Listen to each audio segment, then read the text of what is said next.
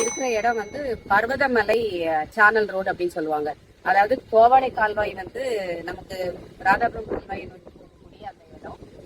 தோவாளை கால்வாயினுடைய எவ்வளவு தண்ணியை வந்து அது ஒரு வினாடிக்கு எவ்வளவு தண்ணியை வந்து அது கடத்தக்கூடிய சக்தி இருக்குது அப்படின்னு பாத்தீங்கன்னா 356 கன அடி தண்ணி வந்து கடத்த முடியும்.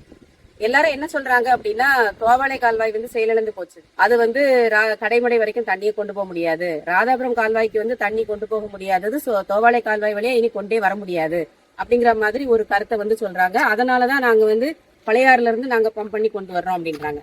ஆனா முதல்ல நாம வந்து இந்த கட்டமைப்புகளினுடைய எப்படி நுணுக்கங்களை நாங்க வேண்டிய ஒரு அவசியம் இருக்கு.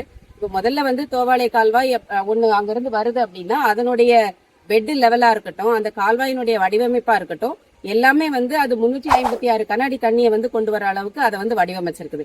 அப்ப அதுல இருந்து 356 கன அடி தண்ணி ஃபுல்லா வருது அப்படின்னா ஒரு இடத்துலயும் அது பிரியும் போது, ஒரு கால்வாய்களும் பிரியும் போது அந்த கால்வாய்கள் பகுதியில எவ்வளவு பாசன பரப்பளவு இருக்குதோ அந்த அளவுக்கு அந்த கல்வெட்டோட அளவை வந்து போட்டு அந்த கால்வாய்களை திருப்பி அந்த தண்ணிகளை கொண்டு போயிருக்கிறாங்க.